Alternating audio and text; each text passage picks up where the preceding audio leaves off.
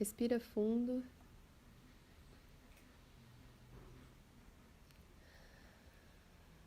E repete comigo mentalmente o decreto do tubo de luz. Presença do Eu Sou tão amada, sela-nos no tubo de luz da chama dos mestres ascensos, em nome de Deus agora invocado. Que Ele liberte o nosso templo de toda discórdia que nos é enviada. A chama violeta invocamos agora para todo desejo consumir e arder pela liberdade, até no seu fogo nos fundir. Assim é.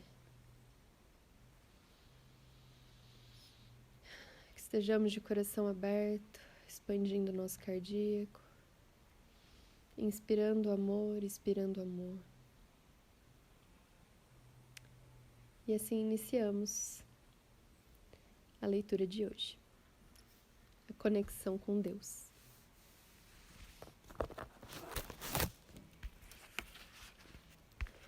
Eu estava sentado sozinho, olhando para a fogueira que quase se apagava. O árabe bem vestido, Adjar, havia retornado e conversado com Rachel durante um longo tempo enquanto ambos organizavam as cópias do documento. Depois ele me vigiou enquanto eu montava minha barraca e escoltou Rachel até a barraca onde ela dormiria, afastando-se. Perto de mim, agora, havia apenas Hira, nos vigiando e outros 3 extremistas, sentados juntos na parte mais distante do acampamento. Ocasionalmente, os homens explodiam em risadas contidas enquanto fumavam cigarros e bebiam um vinho que trouxeram. Minha mente estava confusa em relação à situação. Minha energia estava muito baixa e eu não sabia o que fazer. Pensei momentaneamente na ideia do documento sobre encontrar proteção, mas não consegui encontrar uma resposta. Qualquer sentido oculto naquela palavra permaneceria um mistério até que alguma coisa acontecesse em minha experiência para lhe conceder um significado. Até lá, essa palavra não seria mais do que um termo abstrato. Olhando novamente para a Hira, imaginei que poderia tentar correr e talvez até conseguisse fugir, mas se o fizesse, deixaria Rachel à própria sorte e eu não queria abandoná-la. Hira olhou ao redor e repentinamente olhou para mim, com uma expressão muito séria. Quando nossos olhares se encontraram, sua expressão mudou para algo parecido com curiosidade ou dúvida, mas somente durante um instante. Alguma coisa naquele olhar fez com que eu me sentisse melhor e pensei em tentar conversar com ela, mas decidi não fazê-lo. O dia havia sido longo e difícil, e apesar do medo, um cansaço irresistível estava tomando conta de mim. Olhei para o céu noturno e tentei invocar uma esperança de sincronicidade. Em seguida, arrastei-me para dentro da barraca, literalmente incapaz de me manter consciente. Onde estava Will? Era o que eu queria saber. E Coleman? Fui despertado pelo som abafado de pessoas conversando do lado de fora de minha barraca. No início, achei que estava sonhando, mas então ouvi claramente a voz de Rachel. Olhei para o relógio, faltava 1 hora para o amanhecer. Não percebe? Disse ela, sussurrando alto. Temos que descobrir como deixar para trás nossas diferenças. Espiei pela abertura da barraca e consegui ver Rachel ao lado de fora, ao redor da fogueira. Adjar estava sentado à sua frente. O resto do acampamento estava silencioso, imerso nas sombras. Hira não estava mais sobre a pedra. Rachel insistia. A espiritualidade não pode ser forçada. As pessoas devem descobri-la com seus próprios esforços. Ele balançava a cabeça. O que acreditamos é que a cultura deve ser moldada e preservada de maneira espiritual. As leis espirituais devem ser mantidas pelas pessoas em posições de liderança. Se não for assim, nosso povo seria fútil e indolente. Perceba a indecência que existe em seus filmes e em sua música. E você acha certo se orgulhar de sua política corrupta? Olhe, também não gosto de algumas partes de nossa cultura, explicou ela. Mas a liberdade é importante, tanto para homens quanto para mulheres. E se o documento estiver certo? Você entende o que o texto diz? Você teve a experiência do alinhamento. E se as pessoas por todo o mundo pudessem aprender a praticar uma espiritualidade que estabeleça a disciplina que você defende, mas que seja voluntária e envolvente por causa das sensações que a experiência causa? De repente, Ira voltou com um olhar alarmado e começou a falar com Rachel em hebraico. Adjar parecia querer agredi-la, mas se virou e se afastou alguns passos, desgostoso. Saí da barraca e assustei a todos. Rachel me olhou com uma expressão preocupada e foi até onde Adjar estava. Alguns dos outros se abriram com Hira, sussurrou Rachel para Adjar. Anish diz que não vai nos deixar partir. Você tem que nos ajudar a escapar. Adjar não disse nada. Você sabe o que o documento está dizendo, insistiu Rachel. Ele afirma que podemos ter algum tipo de revelação. Temos que descobrir o que é. Pode ser que isso leve a uma solução para os dois lados. E se o Armagedon não tiver que acontecer? Adjar voltou a dar as costas para Rachel como se estivesse sob um estresse terrível. Finalmente ele disse, tudo bem, vá pegar suas coisas. Hira correu em direção a Rachel com a alça da arma pendurada sobre o ombro. Apontou para si mesma e disse alguma coisa. Aparentemente iria nos acompanhar. Rachel se voltou para mim e me encarou sorrindo, embora estivesse completamente estupefata por seu pedido ter sido aceito. Girei sobre os calcanhares e comecei a desmontar minha barraca da forma mais silenciosa que consegui. Dentro de poucos minutos, nós três estávamos caminhando cuidadosamente em direção ao norte. Atrás de nós, Adjar estava em pé, imóvel, observando nossa partida. A luz da fogueira brilhava em sua testa proeminente. O que vai acontecer com Adjar? Perguntei a Rachel. Estávamos subindo pela encosta íngreme na direção da montanha secreta. Ela interrompeu a caminhada e olhou para ele. Não sei, respondeu. Rachel encontrou uma brecha na subida íngreme, por onde podíamos prosseguir se atravessássemos um pequeno rebordo ao redor da encosta. De repente, ouvimos uma sequência ruidosa de gritos e discussões atrás de nós, no acampamento dos apocalípticos. Aparentemente, haviam descoberto nossa ausência. Era possível ver aquelas lanternas poderosas sendo novamente acionadas e um grupo de homens começando a vir em nossa direção. Apressamos o passo para o norte, embrenhando-nos cada vez mais na reserva da montanha secreta. Eu sabia que a reserva cobria uma área de cerca de 100 quilômetros de terreno acidentado. Caminhamos até bem depois do nascer do sol e a cada vez que o terreno se elevava, parávamos para descansar e verificar se os extremistas ainda estavam nos perseguindo. Nós sempre os víamos ao longe, mas eles pareciam não estar se aproximando. Conforme o sol ficava cada vez mais alto no céu, acelerávamos o ritmo da marcha até não ser possível mais vê-los. E depois avançamos pelo início da tarde, quando praticamente desabamos devido à exaustão. Montamos acampamento em uma elevação de rocha cercada por arbustos grossos, em quase todos os lados, exceto um deles, e que nos dava uma visão privilegiada da área. Durante o resto do dia, nós nos alimentamos com o cozido típico de campistas e nos alternamos entre vigiar a trilha e dormir.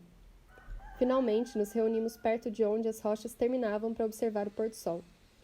Rachel se sentou ao meu lado e Ira ficou a alguns metros de distância, vigiando a trilha em busca de algum movimento e aparentemente bastante nervosa. Conforme o sol se punha, formações de cirros e outras nuvens surgiram em uma composição que lembrava um redemoinho, recebendo os últimos raios de luz e começando a se parecer com pequenos anjos cor-de-rosa. Acho que estavam nos protegendo lá atrás, disse Rachel. Assenti concordando. Vocês ainda vão precisar deles, gritou Hira repentinamente. A cerca de 100 metros, um grupo de 7 extremistas estavam correndo pela encosta da colina, subindo até onde estávamos. Alguns deles traziam armas pesadas sobre os ombros. Vamos, temos que sair daqui. Em poucos minutos havíamos pegado todas as coisas e estávamos subindo pela encosta em direção ao topo da montanha, escalando afloramentos rochosos e atravessando agrupamentos espessos de árvores. Hira passou à nossa frente e nos guiou pela rota de fuga. Deixe que ela lidere, disse Rachel. Hira já serviu no exército israelense. Estávamos contornando um dos rebordos mais estreitos da colina quando senti meu pé escorregar. Despenquei daquela passagem estreita e rolei pela encosta até outro afloramento rochoso a cerca de 6 metros. No último segundo, consegui saltar em direção ao rochedo, 3 metros abaixo, e escorreguei até parar de bruços, arranhando meu braço nas pedras pontiagudas. Você está bem? Sussurrava Rachel um pouco mais acima. Percebi que não havia maneira de voltar até onde elas estavam. Estou, mas vou ter de achar outro caminho. Encontrarei vocês mais adiante em algum lugar. Ela assentiu e eu saí em disparada. Olhando para trás em meio à escuridão que se aproximava, eu vi as lanternas dos apocalípticos brilhando novamente, balançando para cima e para baixo conforme se aproximavam de nós. De repente, um disparo explodiu, reverberando contra a montanha em uma série de ecos que fez minha alma congelar. Apesar de tudo o que eu podia fazer, minha energia começou a diminuir ainda mais. Tentei me motivar dizendo a mim mesmo o quanto era importante conseguir passar por essa provação e encontrar as integrações restantes. Tentei até mesmo criar a expectativa pela sincronicidade e, de alguma forma, buscar a proteção, mas sabia muito bem que não havia ninguém naquela área deserta que pudesse nos ajudar. Agora eu corria em meio à escuridão, pulando de rochedo em rochedo. Em certo momento, para meu horror, descobri que não teria como prosseguir sem voltar na direção da encosta onde estavam as luzes das lanternas dos apocalípticos. E o pior de tudo era que mais adiante a encosta terminava em um paredão íngreme de pedra. Eu teria que praticamente escalar as rochas na vertical para fugir. Ouvi o barulho do outro tiro e aquilo me deixou completamente em pânico. Nada parecia fazer sentido. Agora havia somente o medo e o desejo desesperado de escapar. Quando cheguei à face do rochedo, escolhi o melhor caminho que consegui identificar e escalei como se a minha vida dependesse disso. A cada vez que encontrava uma saliência na rocha, os fachos das lanternas passavam erraticamente sobre mim, o que indicava que os homens também estavam escalando. Será que eles já estariam apontando as armas para mim? Pensar naquilo me causou ondas ainda mais fortes de pânico, até que o estresse ficou simplesmente insuportável. Naquele momento, comecei a sentir a resignação pela minha morte iminente descer sobre mim como um cobertor molhado, arrancando o que ainda restava da minha energia. Parecia que minhas pernas eram feitas de chumbo. Repentinamente, uma lembrança surgiu em minha mente. Aquela exata circunstância havia acontecido comigo antes, há vários anos, durante a busca pela profecia no Peru. Eu estava precisamente na mesma situação, aceitando a chegada da morte para escapar do terror. Naquela época, eu me abri para um nível de consciência que nunca havia experimentado antes e que nunca voltei a experimentar. Com aquele pensamento em mente, recuperei um pouco do equilíbrio e subi até o topo do paredão. Então me exprimi através de uma abertura estreita entre dois afloramentos imensos, tentando encontrar uma saída pela direita. Para meu espanto, percebi que estava totalmente sem saída, impedido de prosseguir por um imenso precipício que se estendia à frente. O som de pedras rolando pela encosta atrás de mim me dizia que os extremistas estavam perto. Minhas pernas trêmulas começaram a fraquejar novamente, e eu apoiei o corpo contra as pedras. De novo, a sensação de que devia me entregar começou a tomar conta de mim, mas dessa vez não me deixei dominar. Procurei me mover para uma zona onde eu era puramente um observador, uma testemunha distante, que estava ali apenas para assistir ao desdobramento da situação dramática que determinaria meu destino. Respirando fundo, analisei os arredores esperando. Em seguida, assim como aconteceu no Peru, uma mudança começou a ocorrer. Sem esforço, observei enquanto minha consciência repentinamente se expandiu e tocou tudo o que havia à volta, trazendo-me uma estranha sensação de familiaridade, como se eu estivesse recapturando uma parte natural de mim mesmo que fora perdida. Instantaneamente, minha percepção foi preenchida com tudo que eu não havia notado antes. Pequenas mariposas e insetos que voavam ao redor de minha cabeça, grilos ou talvez gafanhotos cantavam suas canções nas árvores e nas pedras. Percebi que havia uma ave maior, um gavião ou uma coruja, que foi despertada pela minha chegada e voou para longe, com um piado estridente. Eu conseguia ouvir cada bater de suas asas, como se o pássaro voasse para longe em câmera lenta. Acima de mim, a lua que havia me guiado agora estava mais baixa no céu. Ao olhar para ela, senti outra expansão em meu ser, algo que também me lembrava de haver acontecido antes. Ela não era mais uma figura no céu, de aparência bidimensional, como algo que se vê na televisão. A parte observadora de meu ser agora captava a lua de uma maneira mais ampla. Eu sabia que as fases da lua eram, na verdade, uma mudança na maneira que a luz do sol reflete a superfície arredondada e tridimensional do astro, flutuando no espaço. A percepção expandiu ainda mais minha consciência para incluir não somente a lua, como também o sol, que estava naquele momento além e abaixo do horizonte ocidental da Terra, brilhando e iluminando a superfície da lua. O efeito estendeu meu senso de orientação no espaço, além daquela área do precipício onde eu estava, em direção ao grande cosmos, em todas as direções, não somente acima da minha cabeça e para os lados. Assim, de repente, tudo o que havia por ali pareceu assumir contornos mais nítidos. uma espécie de expansão da tridimensionalidade que aguçou a presença e a realidade das coisas em meu campo de percepção, desde os pequenos insetos perto de meu rosto até a galáxia de estrelas atrás da Lua.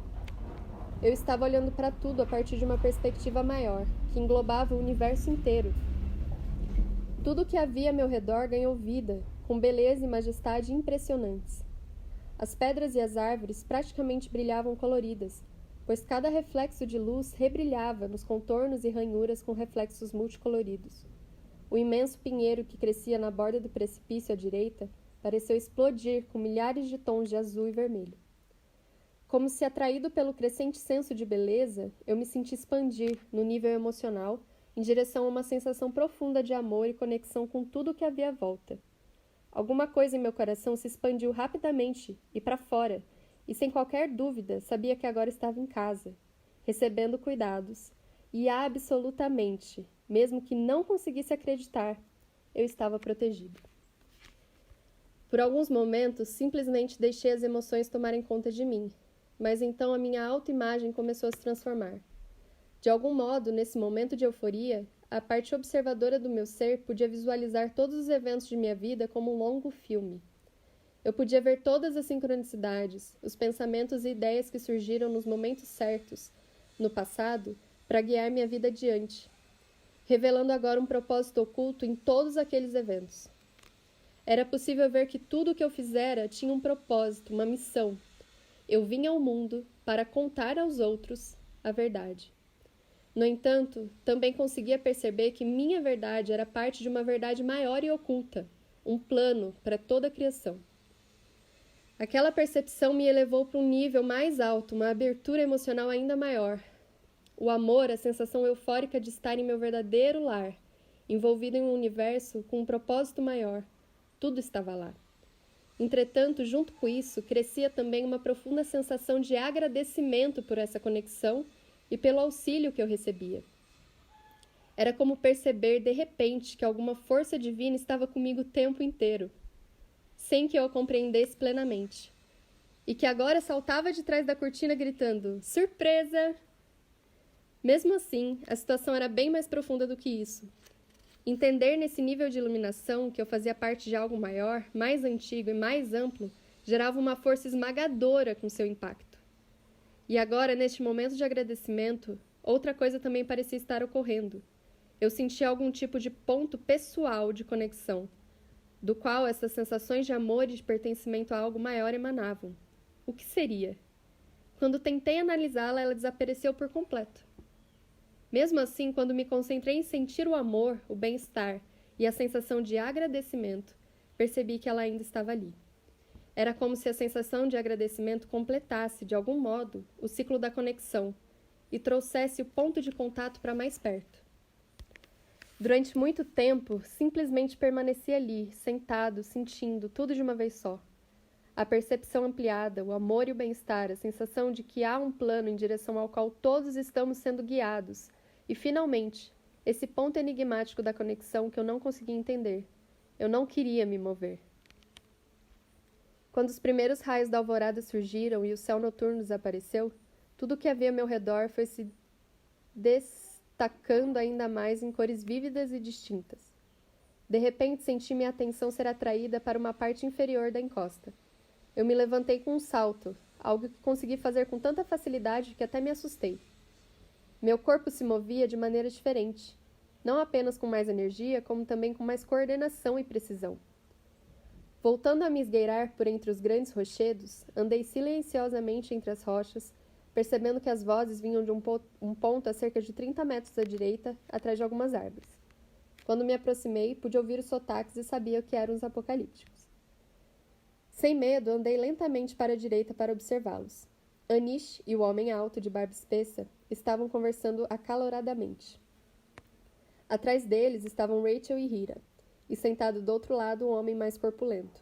Quando ele se virou, percebi que era Coleman, e ele estava aterrorizado. Anish e o homem barbudo estavam discutindo sobre o que deveriam fazer com os prisioneiros. Eles sabem o que vamos fazer, disse o homem barbudo. Libertá-los seria uma ameaça ao nosso projeto. O que eles sabem? Perguntou Anish olhando em direção a Rachel. Nada que possa nos prejudicar. O fim está chegando e ninguém poderá impedir. O homem barbudo parecia irritado. Não podemos continuar assumindo esse tipo de risco. O que realmente estamos fazendo aqui nessa montanha? Esse documento imbecil nada significa. Por que estamos procurando por outras partes dele? Precisamos ir para o Egito. Anish lhe virou as costas. Insisto, caso contrário, teremos de seguir nosso próprio caminho, disse o homem barbudo com rispidez. Vários homens armados que estavam atrás dele deram alguns passos à frente. Não, disse Anish. Nossa coalizão é importante demais para isso, completou. Ele olhava para Rachel com um toque de piedade. Vocês não querem realmente fazer isso, disse Rachel. O documento explicará o fim dos tempos, o significado de todas as profecias. Sei que isso vai acontecer. Nós todos podemos encontrar a verdade juntos. A verdade pode trazer a paz. Naquele instante, entendi que todos nós, Rachel, Adjar, Hira, Coleman, eu e Will, onde quer que ele estivesse, estávamos aqui por uma razão. Éramos parte do plano. Estávamos no lugar certo para interceder com os extremistas de alguma forma. Talvez conseguíssemos alcançá-los e sensibilizá-los, como dizia a quarta integração. Mas como? Repentinamente tive uma ideia. Me mover um pouco mais para a direita e tentar causar um deslizamento de rochas que não atingiria ninguém, mas que provocaria um tumulto suficiente para permitir que o nosso grupo conseguisse escapar. Era exatamente o que ia fazer quando percebi que havia outra pessoa na área onde eu pretendia chegar. De repente, uma imensa rocha rolou em direção aos pinheiros, deslocando outras pedras e fazendo-as rolar pela encosta.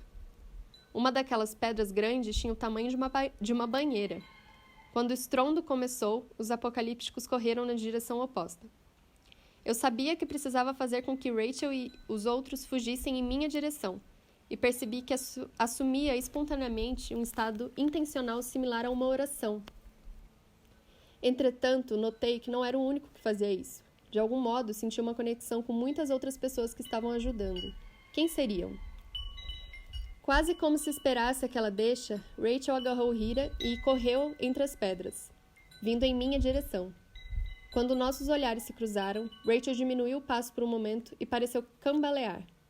Hira também me avistou e agarrou o braço de Rachel para impedi-la de tropeçar. O último a me ver foi Coleman, que se segurava em uma rocha para manter o equilíbrio. Percebi que eles estavam sendo elevados ao mesmo nível de consciência em que eu me encontrava. Correndo por entre a poeira que se levantava e a confusão, agarrei Rachel e Hira e as levei de volta pelo caminho por onde eu havia chegado. Coleman estava logo atrás de nós. As pedras continuavam a rolar pela encosta e, enquanto corríamos, olhei em direção à origem do deslizamento, mais uma vez captando o movimento. Eu os levei para trás de outro afloramento, perto de uma árvore maior, onde não seríamos vistos.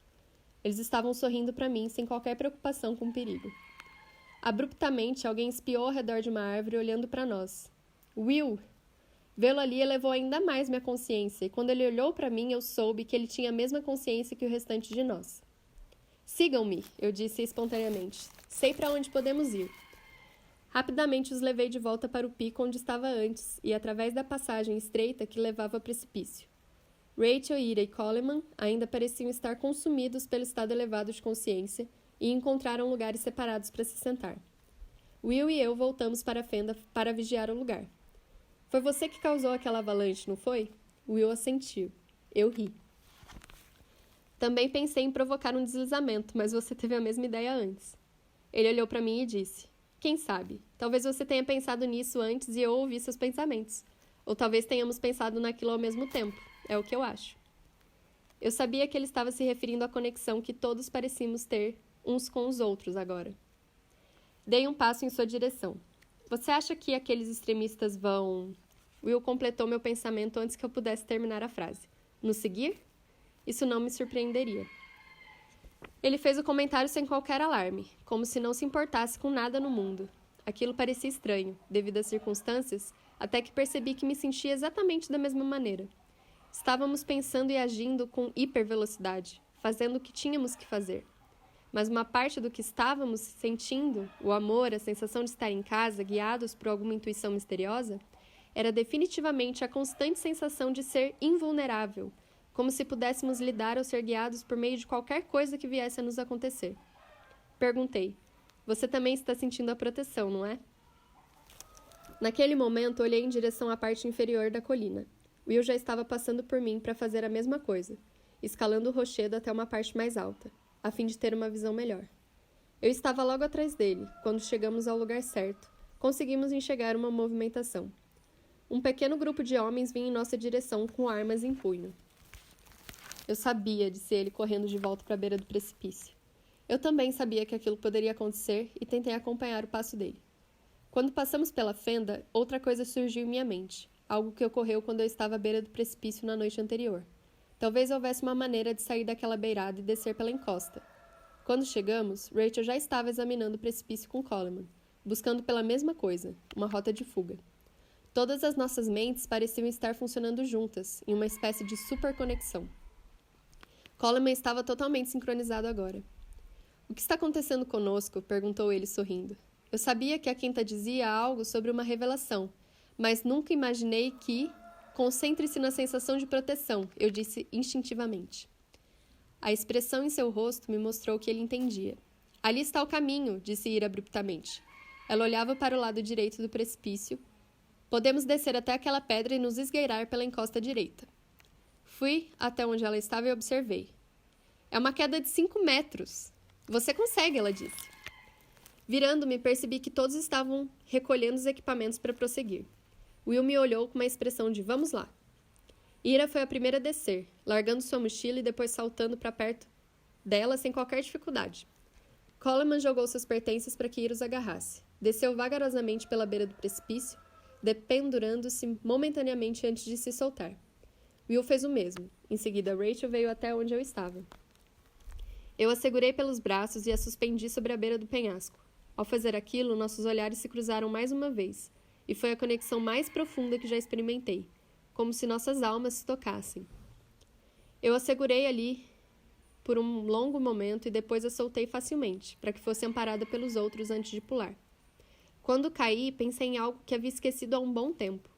Toda a minha vida, desde que era muito pequeno, eu frequentemente sofria quedas, e às vezes de grandes alturas.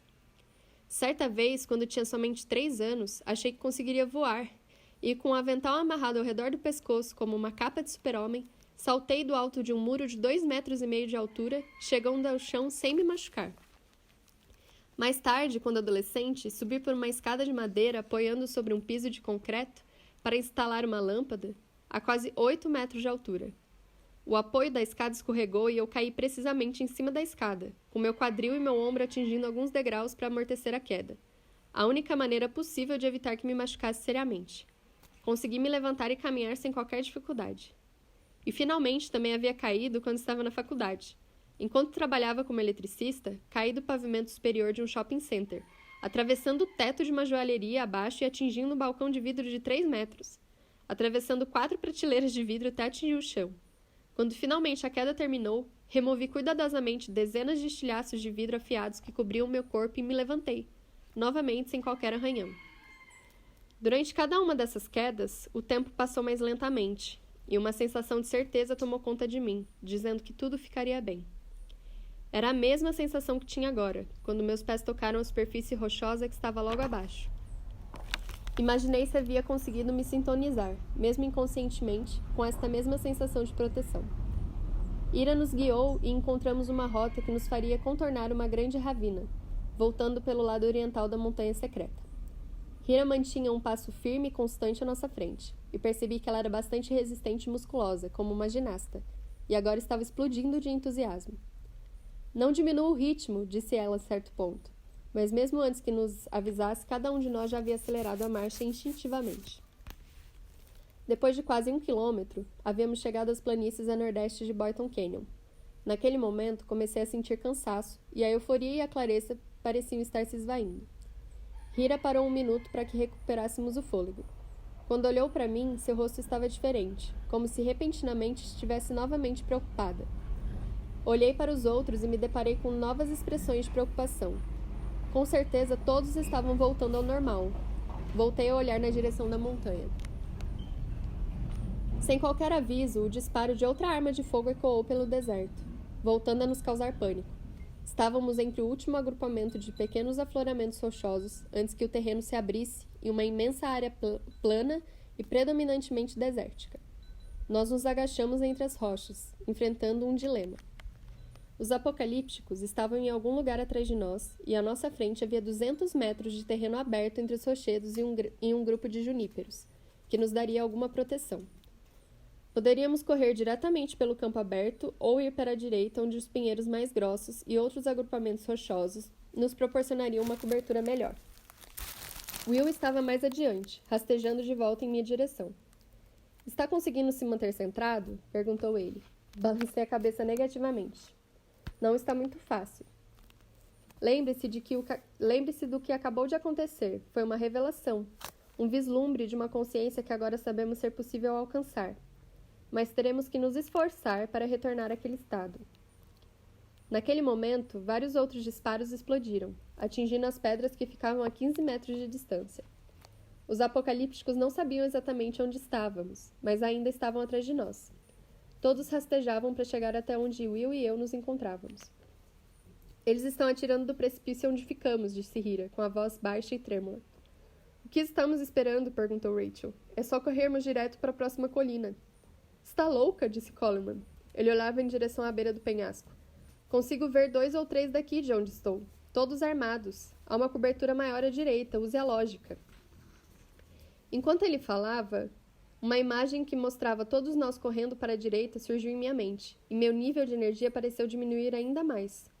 Olhei para a trajetória em linha reta à nossa frente, e por alguma razão, pareceu-me que aquela seria uma alternativa melhor. Tive a certeza de seguir que naquela direção era a opção certa. O que vocês acham que devemos fazer? Perguntou Will. Acho que devemos ir em frente, pela área aberta, respondi.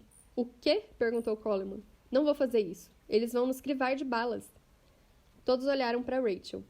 Acho que devemos ir em frente. Coleman balançou a cabeça e em seguida disparou em direção à direita, correndo por entre os juníperos e de um ponto protegido a outro.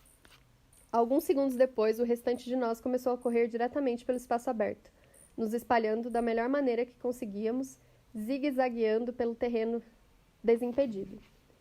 De repente, uma saraivada de balas uniu na direção de Coleman. Olhando para trás, percebi que alguns dos apocalípticos haviam tomado uma posição na colina diretamente acima dele e estavam disparando em sua direção. Todos começaram a diminuir o passo olhando para trás. Vão, avancem! Gritava Will, assim que os atiradores no penhasco abriram fogo sobre nós.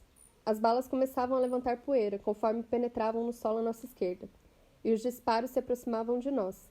Naquele momento, percebi o olhar de Will e pela primeira vez vi uma expressão de resignação em seu rosto, um sinal de que talvez não conseguíssemos escapar.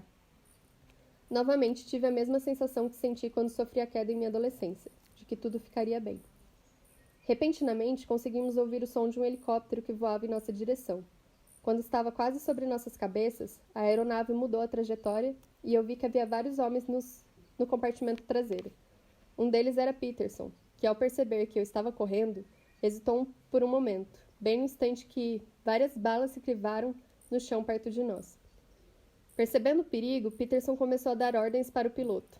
O helicóptero avançou e foi até onde estavam os apocalípticos, na beira do penhasco. Os disparos pararam.